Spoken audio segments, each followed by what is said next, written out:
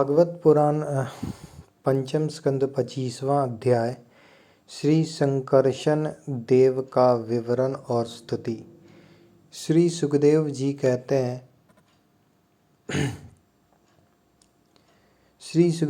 कहते हैं राजन, पाताल लोक के नीचे 30,000 योजन की दूरी पर अनंत नाम से विख्यात भगवान की तामसी नित्य कला है। यह अहंकार रूपा होने से दृष्टा और दृश्य को खींचकर एक कर देती है। इसलिए पांचरात्र आगम के अनुयायी भक्तजन इसे संकर्षण कहते हैं। इन भगवान अनंत के 1000 मस्तक हैं। उनमें से एक पर रखा हुआ यह सारा भूमंडल सरसों के दानों के समान दिखाई देता है। प्रलय काल उपस्थित होने पर जब इन्हें इस विश्व का उपसंहार करने की इच्छा होती है, तब इनकी क्रोधवश घूमती हुई मनोहर भ्रुकुटियों के मध्य भाग से संकर्षण नामक रुद्र प्रकट होते हैं। उनकी व्यूह संख्या 11 है। वे सभी 3 नेत्रों वाले होते हैं और हाथ में 3 नोकों वाले शूल लिए रहते हैं। भगवान संकर्षण के चरण कमलों के गोल गोल स्वच्छ और अरुण वर्ण नख मणियों की पंक्ति के समान देदीप्यमान है। जब अन्य प्रधान भक्तों के सहित अनेकों नागराज अनन्य भक्ति भाव से उन्हें प्रणाम करते हैं, तब उन्हें उन नखमणियों में अपने कुंडल कांति मंडित कमनीय कपोलों वाले मनोहर मुखारविंदों की मनमोहिनी झांकी होती है और उनका मन आनंद से भर जाता है। अनेकों नागराजों की कन्याएं विविध कामनाओं से उनके अमंगल पर चांदी के खंभों के समान सुशोभित उनकी वलय विलसित लंबी लंबी श्वेत वर्ण सुंदर भुजाओं पर अर्गजा चंदन और कुडुंग पडंग का लेप लगाती हैं।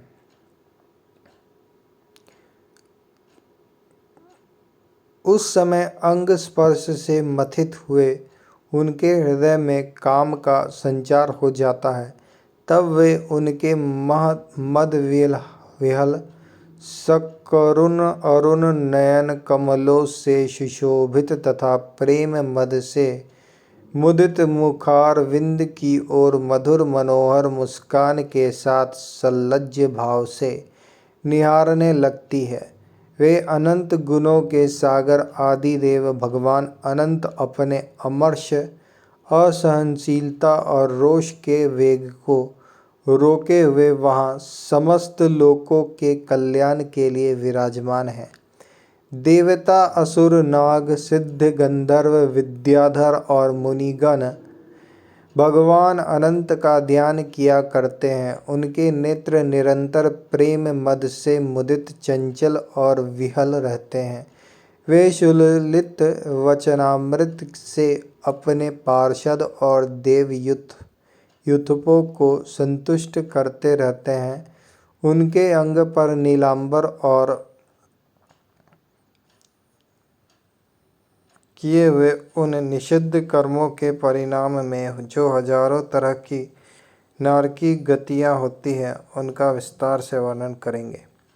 एक कथा आती है कि जब पनी नाम के दैत्यों ने पृथ्वी को रसातल में छिपा लिया, तब इंद्र ने उन्हें ढूंढने के लिए शर्मा नाम की एक दूती को भेजा था। शर्मा से दैत्यों ने संधि करनी चाहिए, परंतु शर्मा ने संधि न करके इंद्र की स्तुति करते हुए कहा था, हतः इंद्रेण पनया समयध्वम। हे पनिगण, तुम इंद्र के हाथ से मरकर पृथ्वी पर सो जाओ। इसी शाप के कारण उन्हें सदा इंद्र का डर लगा रहता है।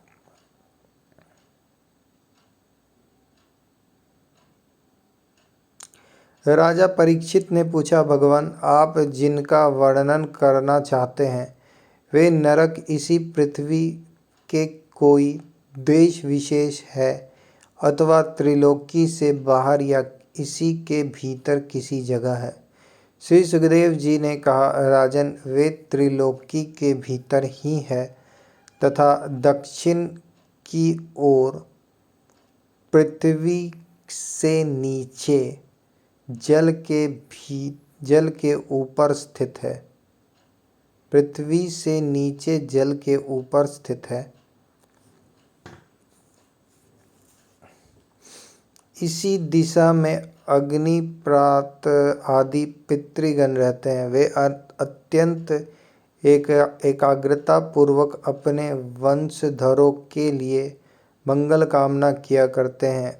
उस नरक लोक में सूर्य के पुत्र पितृराज भगवान यम अपने सेवकों के सहित रहते हैं तथा भगवान की आज्ञा का उल्लंघन न करते हुए अपने दूतों द्वारा वहां लाए हुए मृत प्राणियों को उनके दुष्कर्मों के अनुसार पाप का फल दंड देते हैं। परीक्षित, कोई कोई लोग नरकों की संख्या 21 बताते हैं। अब हम नाम, रूप और लक्षणों के अनुसार उनका क्रमशः वर्णन करते हैं। उनके नाम ये हैं: तामिश्र, अंधतामिश्र, रौरव, महारौरव, कुंभीपाक, कालसूत्र, असिपत्रवन, शूकरमुख, अंधकूप, कृमिभोजन, संदंश, तप्त सूर्मी, वज्रकंटक, शाल्मली, वैतरणी, पुयोद, प्राणरोध, विशासन, लालाभक्ष, सारमेवादन, अवीची और अयःपान। इनके सिवा चार कर्दम, रक्षोगण भोजन, शूलप्रोत, दंद शूक, अवटी निरोधन, पर्यावर्तन और सूचीमुख, ये 7 और मिलाकर कुल 28 नरक तरह तरह की यातनाओं को भोगने के स्थान है। जो पुरुष दूसरों के धन, संतान अथवा स्त्रियों का हरण करता है, उन्हें अत्यंत भयानक यमदूत कालपाश में बांधकर बलात्कार से तामिश्र नरक में गिरा देते हैं। उस अंधकारमय नरक में उन्हें अन्न जल न देना, डंडे लगाना और भय दिखलाना आदि अनेक प्रकार के उपायों से पीड़ित किया जाता है। इससे अत्यंत दुखी होकर वह एकाएक मूर्छित हो जाता है। इसी प्रकार जो पुरुष किसी दूसरे को धोखा देकर उसकी स्त्री आदि को भोगता है, वह अंधतामिश्र नरक में पड़ता है। वहाँ की यातनाओं में पड़कर वह जड़ से कटे हुए वृक्ष के समान वेदना के मारे सारे सूझ बूझ खो बैठता है और उसे कुछ भी नहीं सूझ पड़ता। इसी से इस नरक को अंधतामिश्र कहते हैं। जो पुरुष इस लोक में यह शरीर ही मैं हूँ और ये स्त्री धन आदि मेरे हैं, ऐसी बुद्धि से दूसरे प्राणियों से द्रोह करके निरंतर अपने कुटुंब के ही पालन पोषण में लगा रहता है, वह अपना शरीर छोड़ने पर अपने पाप के कारण स्वयं ही रौरव नरक में गिरता है। इस लोक में उसने जिन जीवों को जिस प्रकार कष्ट पहुँचाया होता है, परलोक में यम यातना का समय आने पर वे जीव रूरू होकर उसे उसी प्रकार कष्ट पहुँचाते हैं। इसलिए इस नरक का नाम रौरव है। रूरू सर्प से भी अधिक क्रूर स्वभाव वाले एक जीव का नाम है। ऐसा ही महारौरव नरक है। इसमें वह व्यक्ति जाता है जो और किसी की परवाह न कर केवल अपने ही शरीर का पालन पोषण करता है। वहाँ कच्चा मांस खाने वाले रूरू इसे मांस के लोभ से काटते हैं। जो क्रूर मनुष्य इस लोक में अपना पेट पालने के लिए जीवित पशु या पक्षियों को रौंदता है, उस हृदयहीन राक्षसों से भी गए बीते पुरुषों को यमदूत कुंभी पाक नरक में ले जाकर खौलते हुए तैल में रांधते हैं। जो मनुष्य इस लोक में माता पिता ब्राह्मण और वेद से विरोध करता है, उसे यमदूत काल सूत्र नरक में ले जाते हैं। इसका घेरा 10,000 योजन है। इसकी भूमि तांबे की है। इसमें जो तपा हुआ मैदान है वह ऊपर से सूर्य और नीचे से अग्नि के दाह से जलता रहता है। वहाँ पहुँचाया हुआ पापी जीव भूख प्यास से व्याकुल हो जाता है और उसका शरीर बाहर भीतर से जलने लगता है। उसकी बेचैनी यहाँ तक बढ़ती है कि वह कभी बैठता है, कभी लेटता है, कभी छटपटाने लगता है, कभी खड़ा होता है और कभी इधर उधर दौड़ने लगता है। इस प्रकार उस नर पशु के शरीर में जितने रोम होते हैं, उतने ही 1000 वर्ष तक उसकी यह दुर्गति होती रहती है। जो पुरुष किसी प्रकार की आपत्ति न आने पर भी अपने वैदिक मार्ग को छोड़कर अन्य पाखंड पूर्ण धर्मों का आश्रय लेता है, उसे यमदूत 80 पत्र वन नरक में ले जाकर कोड़ों से पीटते हैं।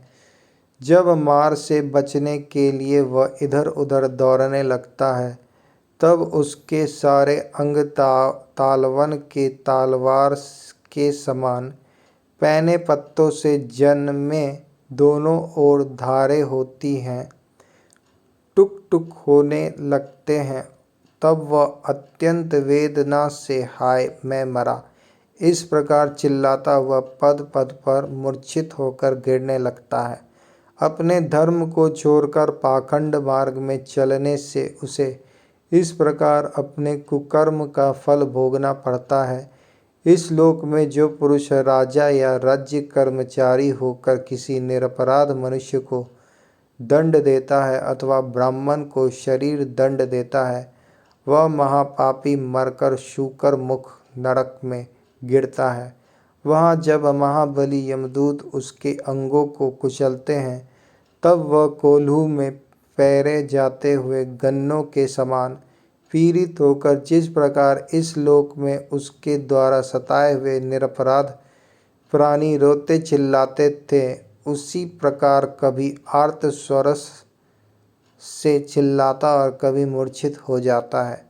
जो पुरुष इस लोक में खटमल आदि जीवों की हिंसा करता है, वह उनसे द्रोह करने के कारण अंधकूप नरक में गिरता है, क्योंकि स्वयं भगवान ने ही रक्तपान आदि उनकी वृत्ति बना दी है और उन्हें उसके कारण दूसरों को कष्ट पहुँचाने का ज्ञान भी नहीं है।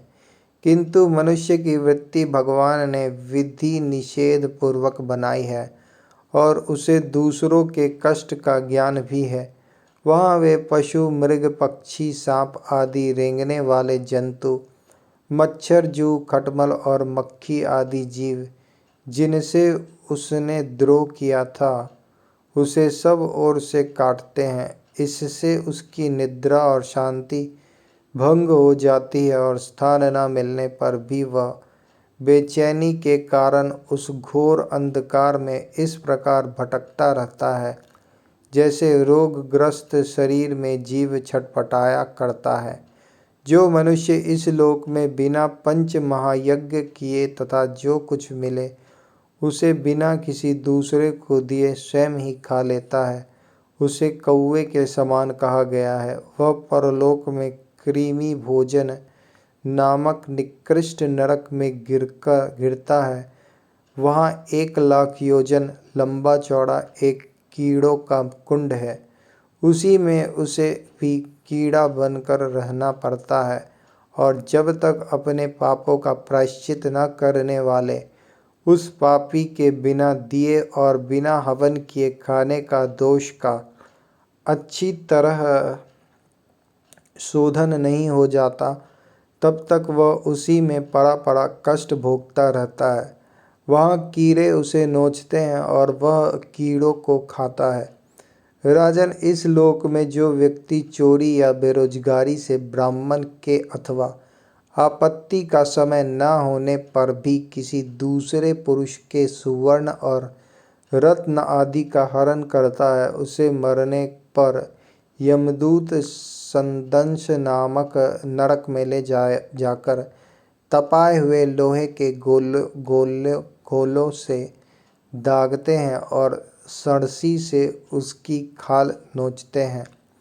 इस लोक में यदि कोई पुरुष अगम्या स्त्री के साथ संभोग करता है अथवा कोई स्त्री अगम्य पुरुष से व्यभिचार करती है, तो यमदूत उसे तप्त शूर्मी नामक नरक में ले जाकर कोरों से पीटते हैं तथा पुरुष को तपाए हुए लोहे की स्त्री मूर्ति से और स्त्री को तपाई हुई पुरुष प्रतिमा से आलिंगन कराते हैं। जो पुरुष इस लोक में पशु आदि सभी के साथ व्यभिचार करता है, उसे मृत्यु के बाद यमदूत वज्रकंटक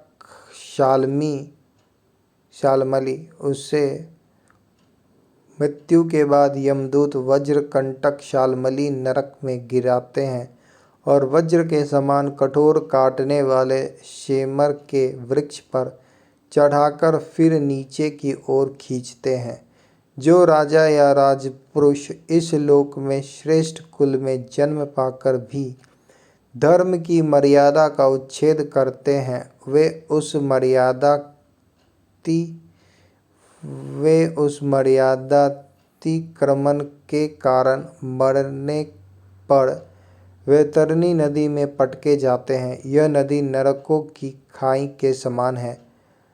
उसमें मल मूत्र पीव रक्त केश नख हड्डी चर्बी मांस और मज्जा आदि गंदी चीजें भरी हुई हैं। वहां गिरने पर उसे इधर उधर से जल के जीव नोचते हैं, किंतु इससे उनका शरीर नहीं छूटता। पाप के कारण प्राण उसे वहन किए रहते हैं और वे उस दुर्गति को अपनी करनी का फल समझकर मन ही मन संतप्त होते रहते हैं। जो लोग शौच और आचार के नियमों का परित्याग कर तथा लज्जा को तिलांजलि देकर इस लोक में शूद्रों के साथ संबंध गांठकर पशुओं के समान आचरण करते हैं, वे भी मरने के बाद पीप विष्ठा मूत्र कफ और मल से भरे हुए पुयोद नामक समुद्र में गिरकर उन अत्यंत घृणित वस्तुओं को ही खाते हैं। इस लोक में जो ब्राह्मणादि उच्च वर्ण के लोग कुत्ते या गधे पालते हैं, इस लोक में जो ब्राह्मणादि उच्च वर्ण के लोग कुत्ते या गधे पालते और शिकार आदि में लगे रहते हैं तथा शास्त्र के विपरीत पशुओं का वध करते हैं,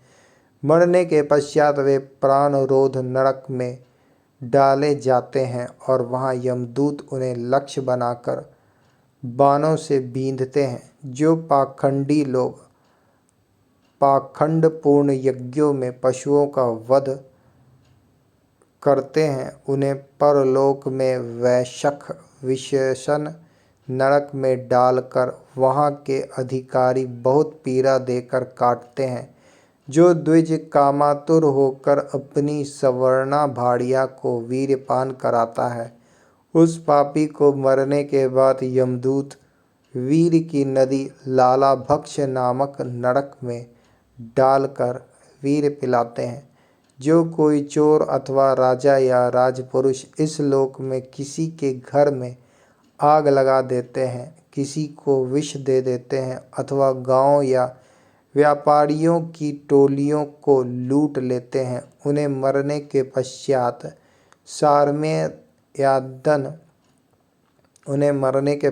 सारमेयादन नामक नरक में वज्र की सी दाढ़ों वाले 720 यमदूत कुत्ते बनकर बड़े वेग से काटने लगते हैं। इस लोक में जो पुरुष किसी की गवाही देने में, व्यापार में अथवा दान के समय किसी भी तरह झूठ बोलता है, वह मरने पर आधार शून्य अविचिमान नरक में पड़ता है। वहाँ उसे 100 योजन ऊंचे पहाड़ों के शिखर से नीचे को सिर करके गिराया जाता है। उस नरक की पत्थर की भूमि जल के समान जान पड़ती है, इसलिए इसका नाम अवीचीमान है। वहाँ गिराए जाने से उसके शरीर के टुकड़े टुकड़े हो जाने पर भी प्राण नहीं निकलते, इसलिए इसे बार बार ऊपर ले जाकर पटका जाता है। जो ब्राह्मण या ब्राह्मणी अथवा व्रत में स्थित और कोई भी प्रमादवश मद्यपान करता है वह, तथा जो क्षत्रिय या वैश्य सोमपान करता है।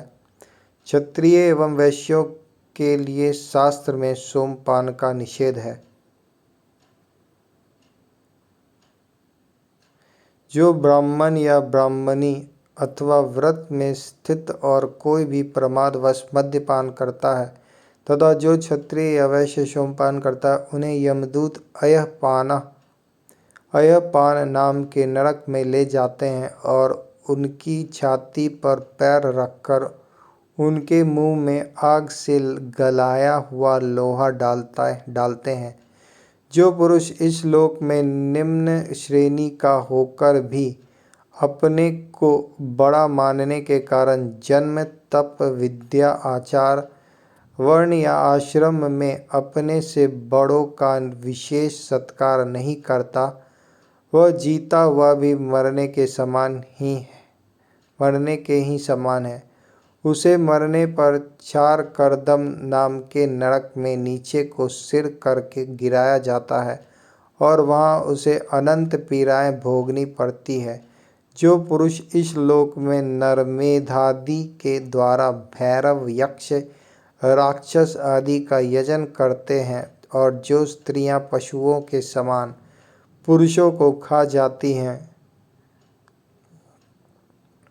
उन्हें वे पशुओं की तरह मारे हुए पुरुष यमलोक में राक्षस होकर तरह तरह की यातनाएं देते हैं और रक्षोगन भोजन नामक नरक में कसाईयों के समान कुल्हाड़ी से काट काट कर उसका लहू पीते हैं। तथा जिस प्रकार वे मांस भोजी पुरुष इस लोक में उनका मांस भक्षण करके आनंदित होते थे, उसी प्रकार वे भी उनका रक्तपान करते और आनंदित होकर नाचते गाते हैं। इस लोक में जो लोग वन या गांव के निरपराध जीवों को, जो सभी अपने प्राणों को रखना चाहते हैं, तरह तरह के उपायों से फुसलाकर अपने पास बुला लेते हैं और फिर उन्हें कांटों से बेंधकर या रस्सी से बांधकर खिलवाड़ करते हुए तरह तरह की पीड़ाएं देते हैं, उन्हें भी मरने के पश्चात यम यातनाओं के समय शूलप्रोत नामक नरक में शूलों से बेधा जाता है। उस समय जब उन्हें भूख प्यास सताती है और कड़ंग, बेटर आदि तीखी चोंचों वाले नरक के भयानक पक्षी नोचने लगते हैं, तब अपने किए हुए सारे पाप याद आ जाते हैं। राजन, इस लोक में जो सर्पों के समान उग्र स्वभाव पुरुष दूसरे जीवों को पीड़ा पहुंचाते हैं, वे मरने पर दंदशूक नाम के नरक में गिरते हैं। वहाँ 5-5, 7-7 मुंह वाले सर्प उनके समीप आकर उन्हें चूहों की तरह निगल जाते हैं। जो व्यक्ति यहाँ दूसरे प्राणियों को अंधेरी खत्तियों, कोठों या गुफाओं में डाल देते हैं, उन्हें परलोक में यमदूत वैसे ही स्थानों में डालकर विषैली आग के धुएं में घोंटते हैं। इसलिए इस नरक को अवटी निरोधन कहते हैं। जो गृहस्थ अपने घर आए अतिथि अभ्यागताओं की ओर बार बार क्रोध में भरकर ऐसी कुटिल दृष्टि से देखता है मानो उन्हें भस्म कर देगा, वह जब नरक में जाता है तब उस पाप दृष्टि के नेत्रों को जो गृहस्थ अपने घर आए अतिथि अभ्यागताओं की ओर बार बार क्रोध में भरकर ऐसी कुटिल दृष्टि से देखता है मानो उन्हें भस्म कर देगा। वह जब नरक में जाता है तब उस पाप दृष्टि के नेत्रों को गिद्ध, कड़ंग, काक और बटेर आदि वज्र की सी कठोर चोंचों वाले पक्षी बलात्कार से निकाल लेते हैं। इस नरक को पर्यावर्तन कहते हैं। इस लोक में जो व्यक्ति अपने को बड़ा धनवान समझकर अभिमानवश सबको टेढ़ी नज़र से देखता है और सभी पर संदेह रखता है, धन के व्यय और नाश की चिंता से जिसके हृदय और मुख सूखे रहते हैं, अतः तनिक भी चैन न मानकर जो यक्ष के समान धन की रक्षा में ही लगा रहता है तथा पैसा पैदा करने, बढ़ाने और बचाने में जो तरह तरह के पाप करता रहता है, वह नराधम मरने पर सूची मुख नरक में गिरता है। वहाँ उस अर्थ पिशाच पापात्मा के सारे अंगों को यमराज के दूत दर्जियों के समान सुई धागे से सीते हैं। राजन, यमलोक में इसी प्रकार के सैकड़ों हजारों नरक हैं। उनमें जिनका यहाँ उल्लेख हुआ है और जिनके विषय में कुछ नहीं कहा गया, उन सभी में सब अधर्म परायण जीव अपने कर्मों के अनुसार बारी बारी से जाते हैं। इसी प्रकार धर्मात्मा पुरुष स्वर्ग आदि में जाते हैं। इस प्रकार नरक और स्वर्ग के भोग से जब इनके अधिकांश पाप और पुण्य क्षीण हो जाते हैं, तब बाकी बचे हुए पुण्य पाप रूप कर्मों को लेकर ये फिर इसी लोक में जन्म लेने के लिए लौट आते हैं। इस धर्म और राजन, यमलोक में इसी प्रकार के सैकड़ों हजारों नरक हैं। उनमें जिनका यहाँ उल्लेख हुआ है और जिनके विषय में कुछ नहीं कहा गया, उन सभी में सब अधर्म परायण जीव अपने कर्मों के अनुसार बारी बारी से जाते हैं। इस प्रकार धर्मात्मा पुरुष स्वर्ग आदि में जाते हैं। इस प्रकार नरक और स्वर्ग के भोग से जब इनके अधिकांश पाप और पुण्य क्षीण हो जाते हैं, तब बाकी बचे हुए पुण्य पाप रूप कर्मों को लेकर ये फिर इन्हीं लोक में जन्म लेने के लिए लौट आते हैं। इस धर्म और अधर्म दोनों से विलक्षण जो निवृत्ति मार्ग है, उसका तो पहले द्वितीय स्कंद में ही वर्णन हो चुका है। पुराणों में जिसका 14 भुवन के रूप में वर्णन किया गया है, वह ब्रह्मांड कोश इतना ही है। यह साक्षात परम पुरुष श्री नारायण का अपनी माया के गुणों से युक्त अत्यंत स्थूल स्वरूप है। यह साक्षात परम पुरुष श्री नारायण का अपनी माया के गुणों से युक्त अत्यंत स्थूल स्वरूप है। इसका वर्णन मैंने तुम्हें सुना दिया।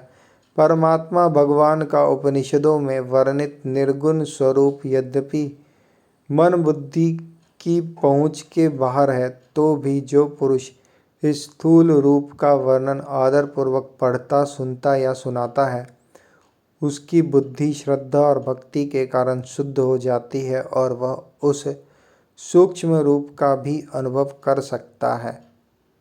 यति को चाहिए कि भगवान के स्थूल और सूक्ष्म दोनों प्रकार के रूपों का श्रवण करके पहले स्थूल रूप में चित्त को स्थिर करे, फिर धीरे धीरे वहाँ से हटाकर उसे सूक्ष्म में लगा दे। परीक्षित, मैंने तुमसे पृथ्वी, उसके अंतर्गत द्वीप, वर्ष, नदी, पर्वत, आकाश, समुद्र, पाताल, दिशा, नरक, ज्योतिर्गण और लोकों की स्थिति का वर्णन किया। यही भगवान का अति अद्भुत स्थूल रूप है, जो समस्त जीव समुदाय का आश्रय है। पंचम स्कंद समाप्त होता है। हरि ओम तत्सत।